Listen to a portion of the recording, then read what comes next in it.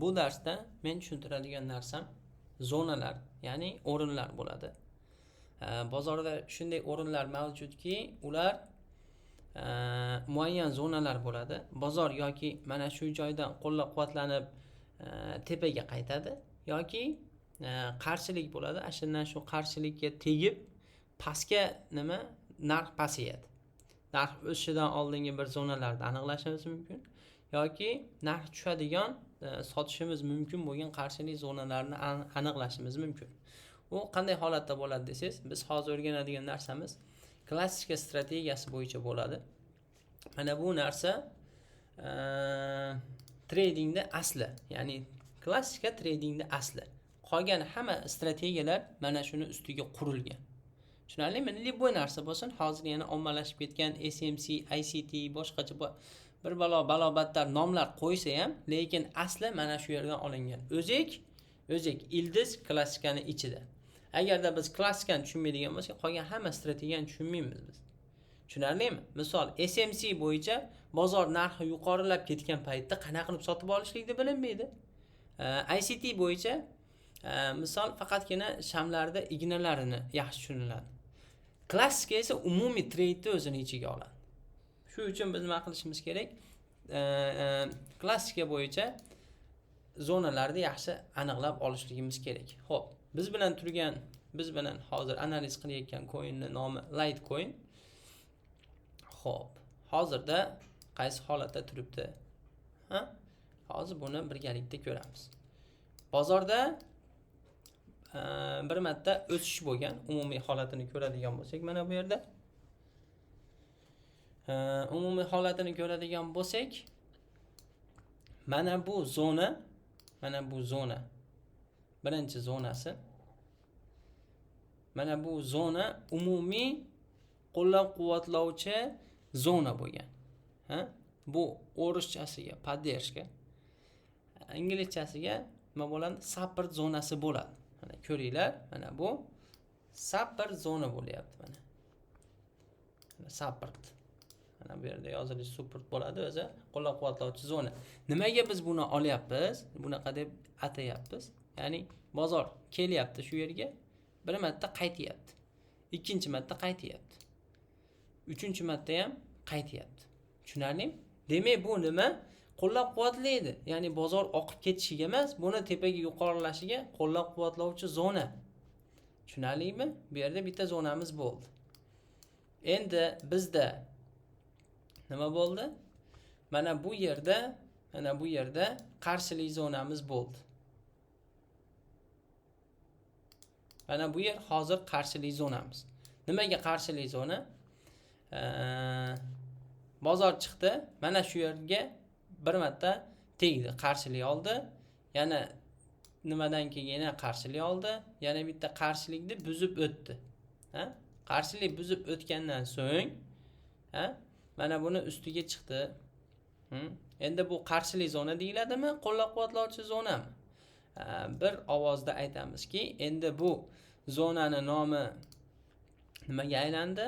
Yana supportga aylandi. O'zi asli nima edi? Avvaliga bu resistance zonasi edi. Ko'ringlar. Mana shu buzib o'tib yana ana shuni ustiga o'rnashib olgan, zakrepitsa qilgan zonani nomi mana shu o'rin deyiladi, nima bo'ladi? Zerkalniy zona deb hisoblanadi. Xo'p, endi mana bu yerda umumiy zonani ishlab berganligini ko'rishligimiz mumkin. Rezidentni buzib o'tdi, o'ziga zerkalniy qildi, supportni buzib o'tdi. Misol birinchi supportni buzib o'tdi. O'ziga bu nima qildi? Support qilib oluvdi, buzib o'tdi u yerda. Mana yorib o'tdi, yana qaytdi. Yana nima bo'ldi? Mana shu yerdan kuch oldi. Endi mana shuni ustiga yana qaytib chiqdi zonani. Ko'ryapsizlarmi? Muayyan zonalardagina bozor yuribdi. Keldi, ketgandan keyin nima qildi? Bitta zonani yorib o'tsa agar, keyingi zonaga, muayyan zonaga nima qilyapti? Qaytib tushib kelyapti. Shu bozor mana bu yerdan tushib ketgandan keyin endi nima qilaman degan narsa emas. Men mana bu joyda kutib olaman degan narsa bo'lishi kerak. Mana supportga keldi. Xo'p, supportdan keyin nima bo'ldi? Qaytdi. Bozor rezidens zonani yorib o'tdi. Endi mana bu zona bizga nima bo'ldi?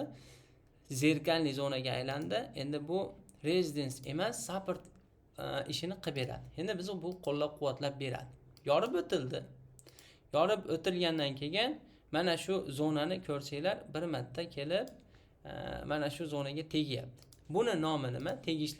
Tegishligini nomi retest deb nomlanadi. Ya'ni ana shu yerda tekshiryapti.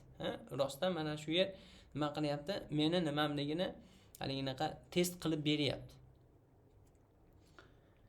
Men buzib o'tgan zonani o'zimga poddeshka qildim degandek bu nima qilyapti? Bizga xabarini beryapti. Tasdiqlash o'rni deyilgani, ya'ni retest degani tasdiqlash degani o'zbekchasiga. Xo'p, tasdiqlagandan so'ng bu nima qildi? Tepaga qarab ketdi. Tepaga qarab ketdi. Mana bu joyga bitta chiziq chizaylik. Mana bu joy uje bizga nima? Qarshilik zona. Qarshilik zona.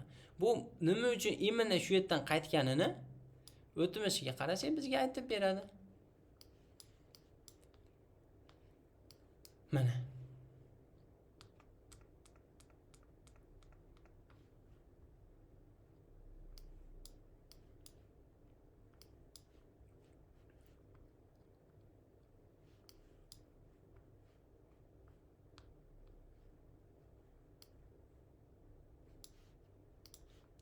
Kunlik time frame ga olib ko'ramiz. Bu bizga nima? Tezda javobni berishligi kerak. Xo'p, ikkita satrda buzib o'tdi. Undan keyingi borar joyimiz bizga nima bo'ldi? Mana bu nima bo'ldi? Zona bo'ldi. Bitta, ikkita ko'ring. Mana bu uchinchisi. Bu yer misol ko'ryapsiz, undan avval ignalar bilan test qilingan joylar, qarshilik zonasi bo'lsa ham, lekin bular nima hisoblanadi? Zaif hisoblanadi. Bizga qarshilik joyida eng kuchligi nima? Ko'p marotaba tegilgani. Ya'ni xuddinki mana bunga o'xshab, mana bu joyimiz nima? Hozir darslarda yaxshi tushunganlar bo'lsa, bir ovozda sabr deb ataydi mana bu joyda. To'g'rimi? Chunki kelgan bozorimiz keldi, ushlab qoldi, yana bitta test, yana bitta test. 3 marta o'sha bunga nima qildi? 3 marta mana shu yerda qo'llab-quvvatladi, mana shu yerda o'zida. Demak, bu nima bo'ldi? Sabr zonamiz bo'ldi. Hozir bizni to'xtagan joyimiz muayyan bitta joy. Muayyan mana shu qarshilik zonasi bo'ldi. Lekin bu yer unchalik nima emas? Kuchlik emas. Chunki bu birinchi marta qaytarishi. Buni yorib o'tish ehtimoli juda yuqori. Sababi nima? Sababi mana bu joyda biz o'tgan darsimizni eslaylik. Mana bu joyda nima bor? Buzib o'tish bor. Mana bu qarshilikni buzib o'tish bor. Mana bu yerda shamlar bo'yicha ko'rsak ham qarshiligimiz bor edi. Qarshilikni buzib o'tib, hozir bu nima qildi? Joyiga ana shu joyda faqatgina nima qildi? Retest qildi. Retestdan so'ng u shunchaki hozir nima qilyapti? Manipulyatsiya qilyapti.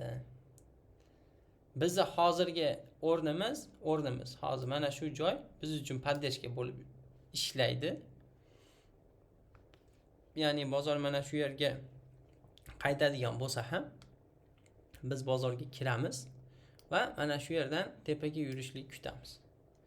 Tepaga yurishlik kutganimizda bizga birinchi qarshilik zonasi mana bu joy bo'ladi, to'g'rimi?